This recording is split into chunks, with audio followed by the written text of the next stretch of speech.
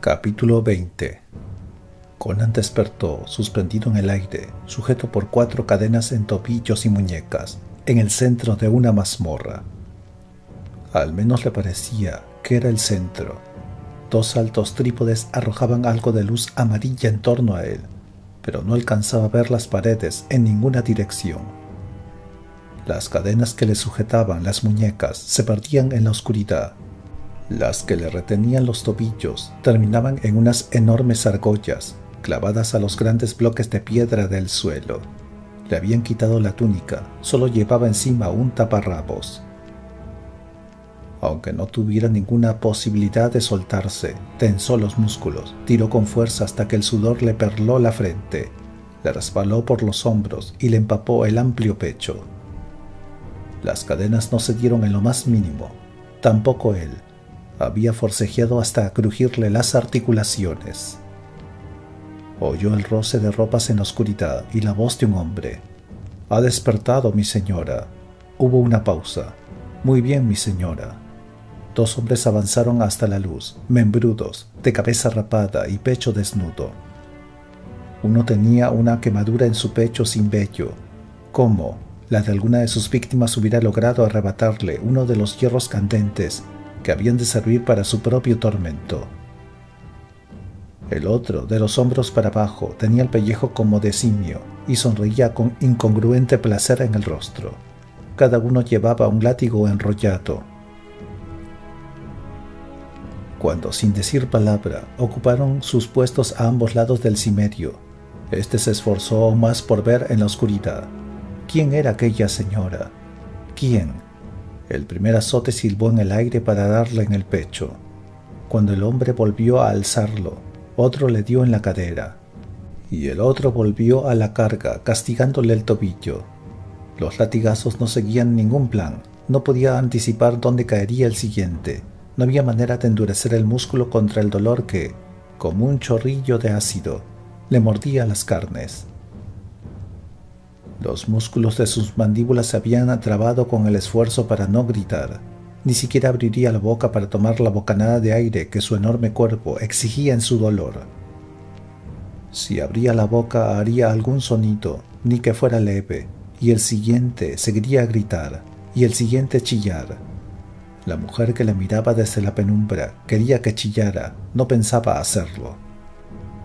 Los 2 hombres siguieron hasta que Conan se dejó caer, hasta donde le permitían las cadenas de que colgaba, la cabeza inerte sobre el fornido pecho. El sudor le ardía en los verdugones que le cubrían desde los tobillos a los hombros. Aquí y allá se veían hilillos de sangre. Oyó en la penumbra el mismo tintineo de monedas y la voz de hombre. «Sois muy generosa, mi señora. Estaremos fuera por si nos necesitáis». Luego se hizo el silencio de nuevo, hasta que las bisagras chirriaron herrumbrosas y cayeron con el portazo de una pesada jamba. Conan alzó la cabeza. Lentamente una mujer avanzó hasta el círculo de luz y lo miró. Era la mujer de los velos grises. «Tú», exclamó él con voz áspera, «eres tú, pues, quien trataba de matarme. ¿O eres la que se aprovecha de estos necios del Testis, la que me ha traído aquí con mentiras?» «Quise hacer que te mataran», dijo en voz baja. Conan arrugó el entrecejo. Aquella voz le resultaba muy familiar. ¿Pero de quién era? Tendría que haber sabido que no hay hombres en Nemedia capaces de matarte. Este aprieto en el que te has metido, sin embargo, ha sido obra tuya. Aunque me alegro de verte así, me alegro, Conan de Cimmeria. «¿Quién eres?», le preguntó él. La mujer se llevó la mano al rostro, apartó los velos. Su piel no sufría los estragos de ninguna dolencia. Al contrario, era bella y cremosa, como de marfil. Los ojos que le miraban eran gatunos, del color de la esmeralda. Tenía los pómulos prominentes. Una cabellera pelirroja le adornaba el rostro con suaves ondas. «Carela», dijo él con un susurro. Llegó a preguntarse si el dolor le hacía ver quimeras. El halcón rojo, la fiera bandida de la llanura Samoria y las estepas de Turán, en Belberus, haciéndose pasar por una mujer de la nobleza, parecía imposible. El hermoso rostro le miraba impasible, controlaba firmemente la voz. No creía que hubiera de volver a verte, Cimerio. Cuando te vi aquel día en el distrito del mercado, pensé que me iba a morir. ¿Y viste a Ordo?, le preguntó. Tienes que saber que está aquí y que aún abriga esperanzas de encontrarte. Sonrió con ironía. Trabaja con los contrabandistas que tú diriges. Así que ya sabes hasta eso, le respondió ella admirada. Solo un necio te tendría por estúpido. Ordo me sorprendió casi tanto como tú. Se presentó en Coresmich cuando yo estaba allí. Pero no quiero que sepa quién soy. Fue el más fiel de mis perros. Pero otros que también lo habían sido acabaron rindiéndose al oro que ofrecían por mi cabeza en Zamora y en Turán. ¿Crees que llevo estos velos por el placer de ocultarme? Ha pasado mucho tiempo desde entonces, Carela, dijo Conan. Lo más probable es que ya te hayan olvidado. La calmosa fachada de la mujer se agrietó. El halcón rojo jamás será olvidado. Sus ojos color esmeralda le miraban con odio. Estaba frente a él erguida, con los puños en las caderas. Casi podía ver aquel sable enjollado que antaño había colgado de su cintura. Ahora que no te estás haciendo pasar por Lady Diana, dijo Conan hoscamente, puedes decirme por qué, en nombre de los 9 infiernos de Sandru, quieres que muera. ¿Por qué?, chilló la mujer con enfurecido pasmo. ¿Es que ya has olvidado que me abandonaste desnuda y encadenada, que me iban a vender al mejor postor? Estaba por medio aquel juramento que me insiste pronunciar, Carela, no alzar nunca una mano para salvarte. Terqueto acabe contigo y con tus juramentos, Cimerio. Además, solo me quedaban 5 monedas de cobre en la bolsa. ¿Crees que te habría podido comprar con tan poco dinero? Mientes, espetó la mujer. Como no quería plegarme a tus órdenes, dejaste que me vendieran. Te digo que mientes, mientes.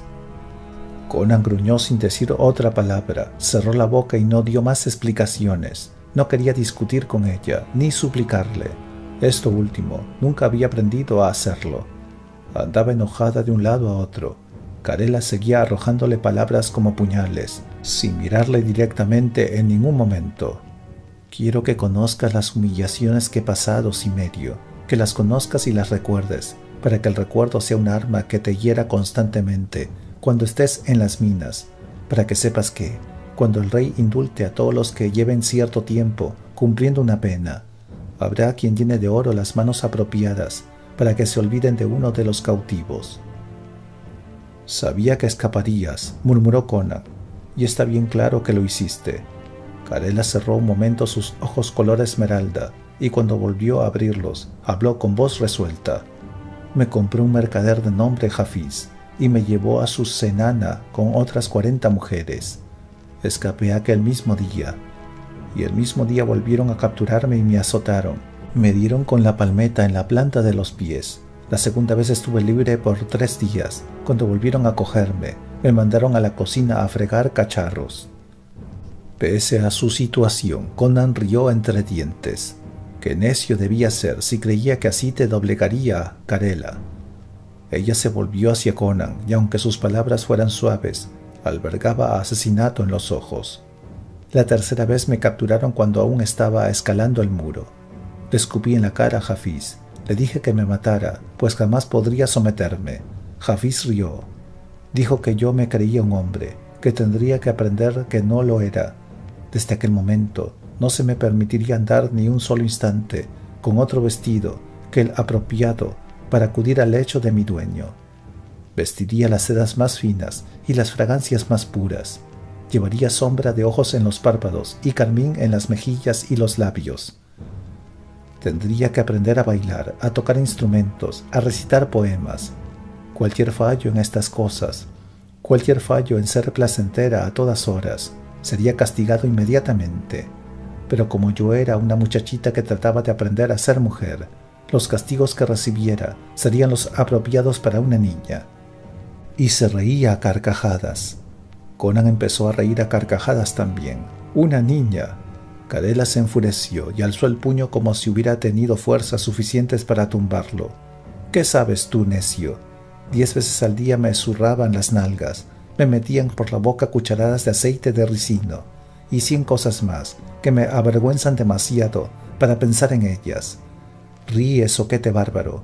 Tuve que aguantar durante 1 año, y como querría que yo pasaras 1 año en la mina por cada uno de sus días. Conan con algún esfuerzo logró ocultar su regocijo.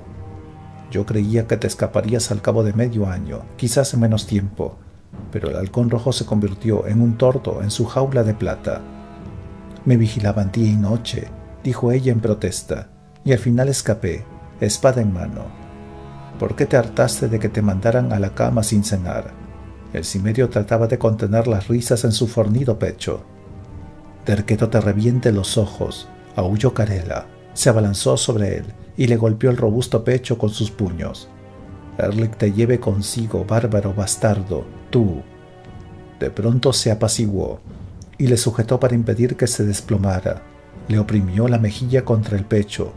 Conan vio con sorpresa una lágrima que le asomaba por el rabillo del ojo. Yo te amaba, dijo en susurros, te amaba. El musculoso cimerio meneó la cabeza asombrado. Si la joven actuaba así con los que amaba, desde luego que nadie debía de sobrevivir a su odio. Carela se apartó de él para no tener que admitir que le temblaban lágrimas en las largas pestañas. No hay miedo en ti, siguió diciendo en susurros. No tiemblas, no estás pensando. Si ella ha sufrido así, ¿qué no me hará sufrir a mí? Yo no tengo la culpa de lo que te sucedió, Carela, dijo él suavemente. Ella no parecía oírle. Pero si no tienes miedo, es que todavía eres un hombre. Una extraña sonrisa le afloró los labios. De pronto agarró los broches que le cerraban la túnica. En un instante, las sedas grises cayeron al suelo arrebujadas, ciñéndole todavía los tobillos. Se deshizo de ellas graciosamente. Aún era como Conan le recordaba, pechos firmes y redondeadas caderas, largas piernas y esbelto talle. Carela era un deleite de los sentidos para el ojo masculino. Lentamente, de puntillas, se volvió, levantó los brazos, agitó la cabeza para que sus sedosos cabellos la acariciaran, ora en sus hombros cremosos, ora en los pechos de satén. Con gentil contoneo se acercó a él y se detuvo tan solo cuando alcanzó a acariciarle con los senos, bajo las costillas, pues seguía colgando de las cadenas. Se acarició el labio inferior con la lengua y le miró entre sus largas pestañas y empezó a decir con tono seductor: Cuando te lleven a las minas, solo la muerte puede devolverte a la superficie. Vivirás toda la vida respirando aire lóbrego y malsano, a la luz mortecina de las hileras de antorchas. Allí tienen mujeres, si es que quieres llamarlas mujeres. Tienen las manos tan callosas como cualquier hombre. Le acariciaba el pecho, sólido como el acero. Su cabello y su piel estaban llenos de porquería, hieden asquerosamente. Sus besos. Le estrechó con sus brazos esbeltos, le agarró por el cuello y con un tirón subió hasta que estuvieron frente a frente. No dan besos dulces como este, le dijo en susurros y le oprimió los labios con los suyos propios. Él respondió salvajemente a su beso, hasta que por fin la mujer lo dejó con un gemido. Era trémula la mirada esmeralda de Carela. En la de Conan se reflejaban los cielos del norte, azotados por el viento. «Jamás volverán a besarte así», dijo la mujer casi sin aliento. Bruscamente se dejó caer al suelo de piedra y retrocedió, mordiéndose el labio inferior. Había aparecido la incertidumbre en sus ojos verdes. «Ahora seré la única mujer que recuerdas durante el resto de tu vida», dijo, «la única mujer durante el resto de tu vida». Y tras recoger del suelo sus ropas, desapareció en la oscuridad. Poco después, Conan oyó el chirrito de la puerta al abrirse y el golpe con que se cerraba. Conan pensó que Carela no había cambiado, seguía siendo el halcón rojo, fiera e impetuosa como un ave de presa, pero si creía que iba a dejarse llevar mansamente a las minas, o a cualquiera que fuera la pena antigua de que había hablado Carián, también seguía cometiendo sus errores de juicio de siempre. Conan miró las cadenas, pero no hizo ningún otro intento de romperlas.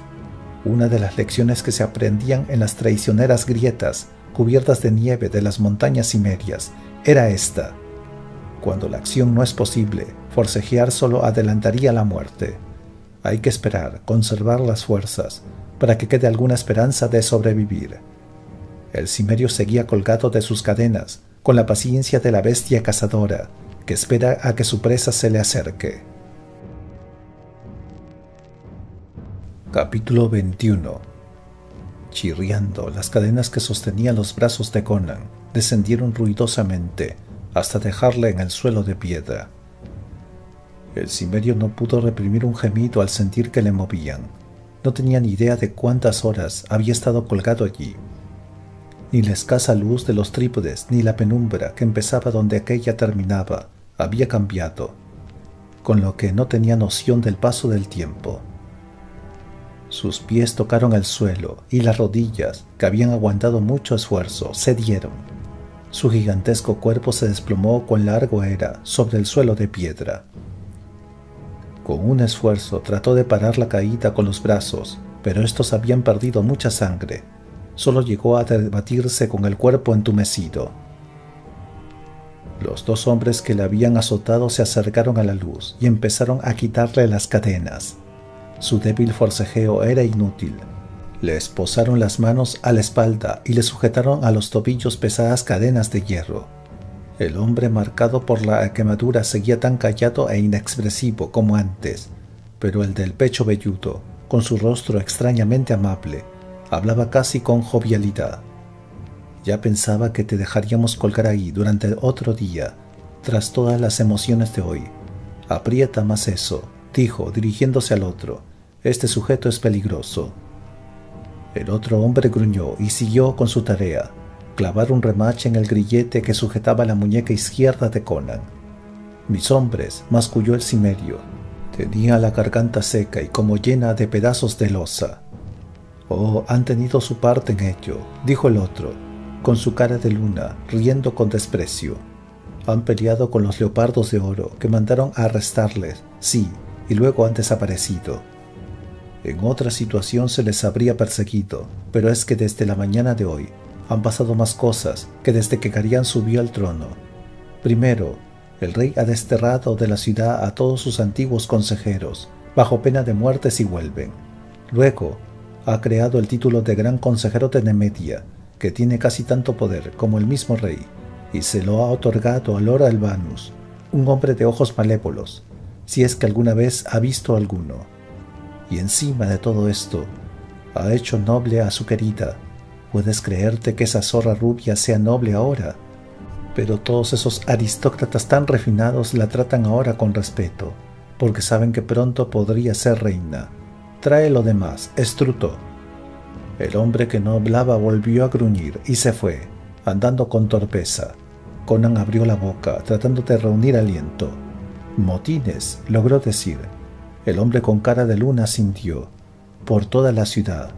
Miró en torno para asegurarse de que nadie escuchaba y le siguió diciendo en susurros. Clamaban por la abdicación de Garián.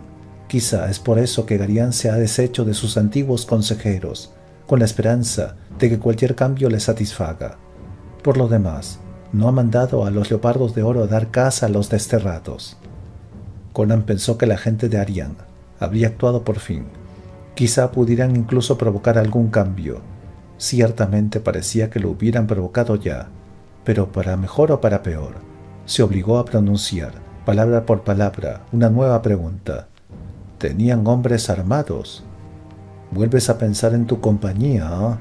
No, solo hubo gente en las calles, aunque un sorprendente número de ellos llevaban espadas y tal por lo menos, eso es lo que he oído. Estruto, pero trae eso de una vez. El hombre marcado por la quemadura volvió, con un largo palo que entre los dos pasaron entre la espalda de Conan y sus brazos. Con anchas correas lo ataron a estos. El hombre con cara de luna sacó una mordaza de cuero de una bolsa que le colgaba del cinturón, y se la pusieron al cimerio, entre los dientes, atándosela detrás de la cabeza. «Ya es hora de que te llevemos ante el rey», le dijo a Conan. «No importa lo que te hagan, seguro que te gustará menos que los dulces cuidados de Lady Triana». «Ah, Estruto», negaba con la cabeza al tiempo que reía. Estruto le miraba impasible. «Bueno, bárbaro, te queda poco tiempo para reconciliarte con tus dioses. Vamos, Estruto». Agarrando el palo por ambos extremos, forzaron a Conan a ponerse de pie, medio empujando, medio arrastrando, lo sacaron de la mazmorra y le hicieron subir por una escalera de tosca piedra hasta el suelo de mármol de palacio. Cuando llegaron a los ornados pasillos de el cimerio ya había recobrado el pleno uso de sus piernas. Con orgullo rechazó la ayuda de los dos hombres y siguió andando con las breves zancadas que las cadenas que le sujetaban los tobillos le permitían. Cara de Luna le miró y rió. «Estás ansioso por acabar con esto, ¿eh?» Le dejaron que anduviera lo mejor que pudo, pero siguieron sujetándolo por el palo. Una torva sonrisa asomó a los labios del cimerio. Si hubiera querido, los habría hecho caer a ambos con el mismo palo con el que creían dominarle.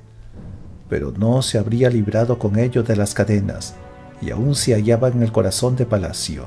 Paciencia, se concentró en ir doblando los brazos, pese a las cadenas, para acabar de desentumecerlos. Los corredores por los que pasaron parecían estar vacíos. Los esclavos seguían allí, como siempre, yendo de un lado para otro, arrimados a la pared, pero los nobles, bellos y elegantes, con sus sedas y sus terciopelos, habían desaparecido. Los tres hombres andaban solos por el centro de los pasillos. Cuando entraron en un corredor ancho con arcadas sostenidas por pilastras, se cruzaron con otro grupo. Graecus, Galia y otros tres del Testis se acercaban casi tambaleándose, bajo la vigilancia de dos guardias. Los cinco estaban amordazados y llevaban las manos atadas a la espalda. Cuando vieron a Conan, los ojos de Graecus se abrieron desorbitadamente, y Galia trató de apartarse de la mirada del corpulento cimerio. Uno de sus guardias dio voces a los dos que llevaban a Conan. «Estos van para las minas». «Mejor que lo que le espera a dijo riendo el hombre con cara de luna. Riendo a su vez, los guardias empujaron a sus prisioneros. Los jóvenes y desastrosos rebeldes siguieron adelante, temiendo al parecer tanto a Conan como a sus captores. El cimerio los ignoró. No les guardaba rencor por las mentiras que habían dicho contra él. Pocos hombres y todavía menos mujeres habrían hecho otra cosa bajo las atenciones de un experto torturador. Y de todos modos, si ellos no le habrían acusado, Vegentius habría hallado otra manera de encarcelarlo. Frente a ellos, al final del corredor, se abrieron unas grandes puertas adornadas con tallas, empujadas por 6 soldados con capas doradas, y Conan accedió al salón del trono de Nemetia. Hileras dobles de esbeltas columnas estriadas sostenían una cúpula de alabastro. La luz de las lámparas de oro, que colgaban del techo con cadenas de plata, se reflejaban en las pulidas paredes de mármol. Un extensísimo mosaico en el suelo narraba toda la historia de Nemetia. Tenía ante sus ojos la explicación de que todos los corredores estuvieran vacíos, pues los nobles se habían congregado allí en su totalidad. Aristócratas de ojos oscuros, vestidos de terciopelo con collares de oro al cuello. Bellas damas, deslumbrantes con las gemas que cubrían sus cuerpos, vestidos de seda. Entre todos ellos quedaba abierto un largo camino que llevaba, desde las altas puertas, hasta el trono del dragón. Los cuernos de oro que remataban asomaban tras el hombre que en él se sentaba, y 2 alas enjolladas descendían para sostenerle las espaldas. Llevaba en la cabeza la corona del dragón. Conan avanzó hasta el trono a su propio paso, aunque los 2 carceleros trataban de darle prisas. No quería ir tambaleándose, cargado de cadenas, para diversión de la corte. Una vez ante el trono, se detuvo, desafiante, y escrutó con la mirada el rostro de Garián. Los hombres que sujetaban el palo trataron de obligarle a arrodillarse, pero Conan siguió de pie. Se oían los murmullos de los nobles. Algunos guardias fueron hacia él y le golpearon en la espalda y las piernas con el mango de sus lanzas, hasta que, a pesar de toda su resistencia, tuvo que caer de hinojos. Mientras esto ocurría, la expresión del rostro de Garián no había variado. El hombre que se sentaba en el trono se levantó, recogiendo su túnica de tejido de oro. «Este bárbaro», proclamó en voz alta, «fue acogido por nos en palacio, fue honrado con nuestras atenciones, pero hallamos que habíamos acogido a la traición cerca de nos. Con gran vileza fue traicionada nuestra confianza y...» Siguió con su monótono discurso, pero a Conan le llamaba la atención Más bien el hombre que estaba de pie cabe al trono del dragón, con una posesiva mano en este, al tiempo que iba asintiendo a lo que decía el rey, como un maestro que otorga su aprobación a un pupilo. Colgaba de su cuello un collar de oro con el sello de Nemetia, que le distinguía como gran consejero de aquel reino. Era Lord Albanus, pero el cimerio conocía aquel rostro cruel, que había visto reunido a oscuras con Taras y Vegentius. Se preguntó si la locura reinaba en Nemetia. «Así nosotros decretamos la antigua pena por su crimen», salmodió el rey en tono fúnebre. Al oírlo, Conan volvió en sí. No veía en el rostro de Garián traza alguna de la tristeza que había demostrado en su captura, solo resuelta calma. Cuando el sol se haya puesto y se haya elevado de nuevo hasta su cenit, este que quería cometer regicidio será arrojado a los lobos, que la bestia sea devorada por las bestias. En cuanto hubo dicho estas palabras, obligaron a Conan a ponerse en pie y se lo llevaron a toda prisa del salón del trono. Ni siquiera el carcelero con cara de luna habló mientras le llevaban a las mazmorras, esta vez a una pequeña celda, cuyo suelo de piedra estaba recubierto de paja sucia. Le quitaron el palo y la mordaza, pero no las cadenas. Le pusieron otra que unía a la que le sujetaba por los tobillos, con una argolla de hierro en la pared. En cuanto los dos carceleros se hubieron ido, Conan empezó a estudiar su nueva celda, tendiéndose sobre el vientre, y si no hubiera tenido las manos esposadas a la espalda, podría haber llegado a tocar la pesada puerta de madera, pero aunque hubiese podido liberar las manos, no habría tenido a qué aferrarse. Ni creía que hubiera podido desencajar los sólidos goznes de hierro. Las paredes estaban hechas de toscos bloques de piedra, unidos con argamasa ya medio desmenuzada. Un hombre con herramientas habría podido sacar alguno y escapar en 1 o 2 años. No había nada entre la paja podrida, salvo una rata muerta a medio devorar. El cimerio no podía evitar el preguntarse si habría sido roída por sus congéneres o por el último prisionero que habían metido allí. Echándola al otro extremo de la celda con una patada, esperó y deseó no tener que aguantar durante mucho tiempo su olor. En cuanto Conan se hubo puesto cómodo, sentado contra la pared, se oyó una llave en la gran cerradura de hierro, y la puerta de la celda se abrió, chirriando. Para su asombro, el que entraba era Albanus, recogiendo cuidadosamente su túnica de terciopelo para que no tocara la mugrienta paja. Tras él, la figura envuelta en ropajes de tejidos de oro del rey se detuvo en la puerta.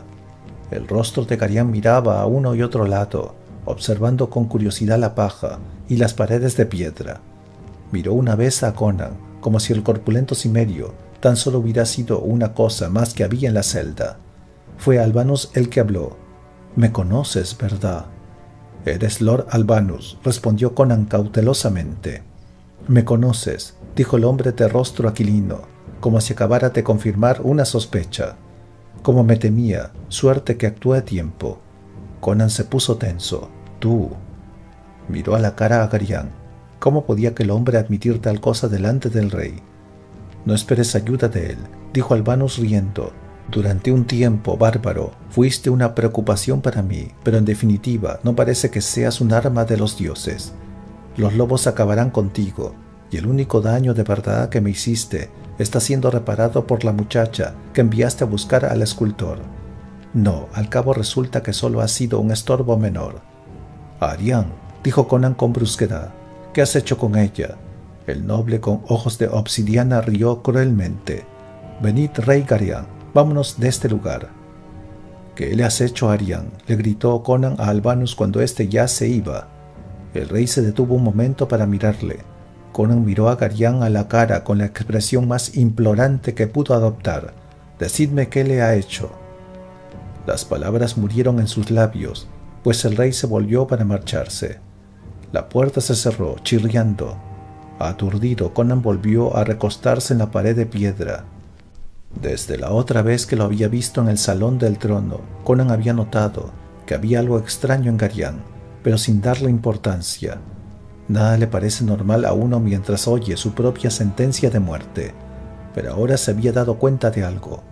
El cardenal de la mejilla de Garián había desaparecido, y Garián no era hombre que ocultara tales cosas con maquillaje, como una mujer, ni tenía hechicero alguno en la corte que pudiera hacer desaparecer un cardenal con algún hechizo rápido y una vela encendida.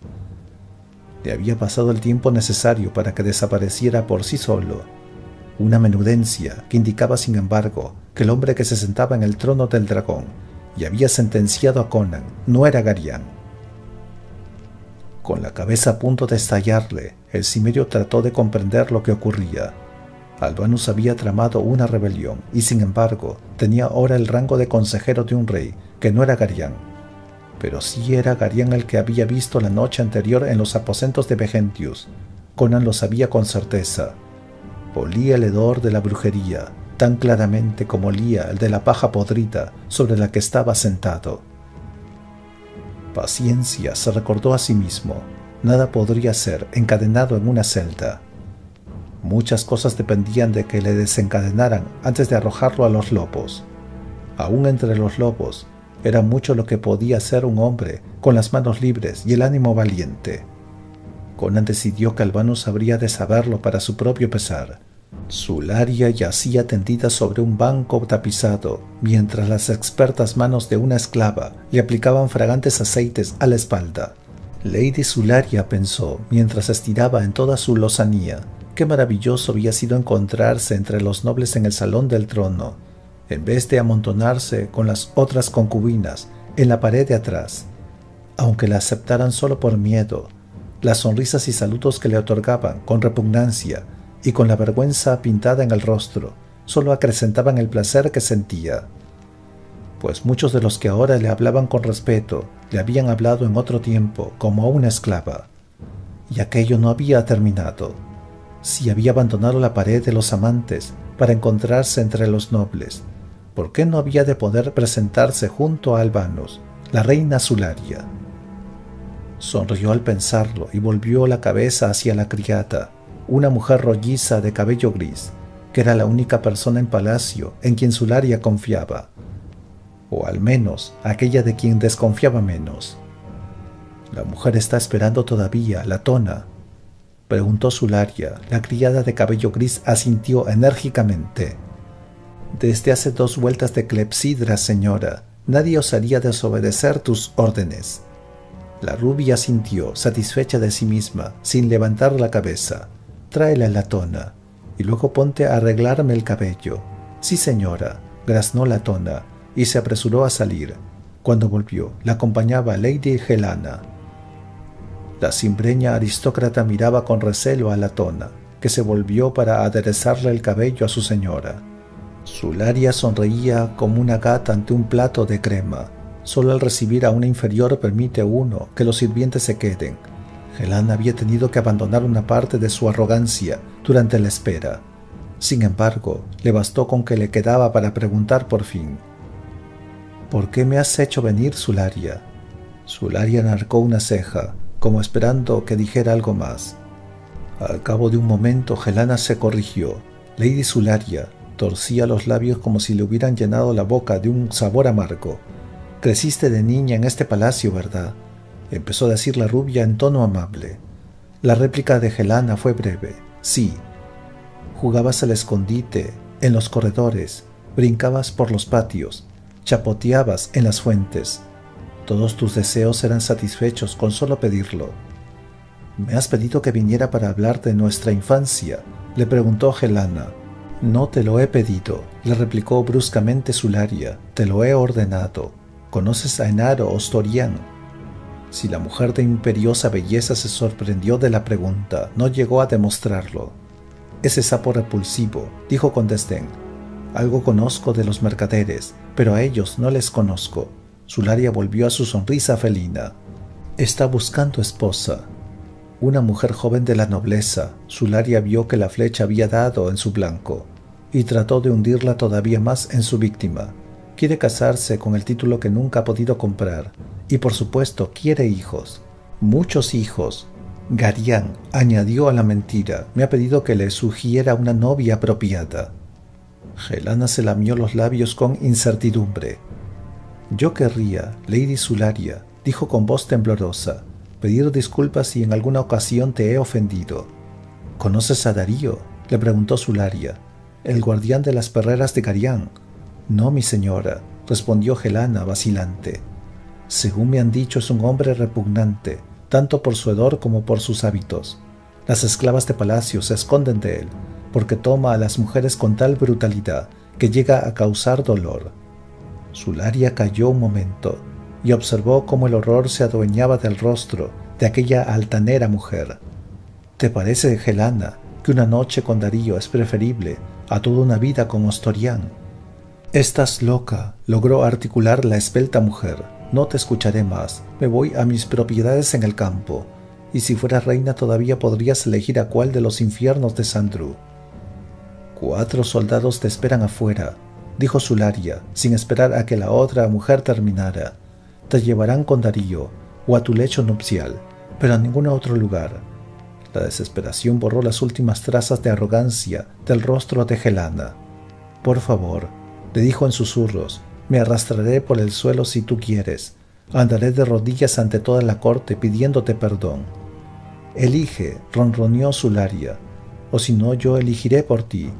Esos soldados pueden entregarte hoy mismo a Ostorián, con una nota que le informe de que te consideras un sapo repulsivo.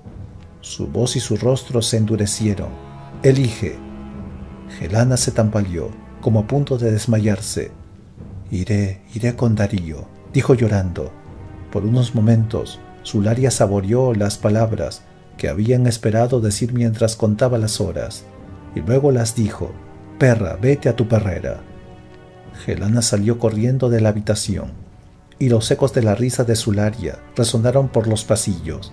¡Qué maravilloso era el poder!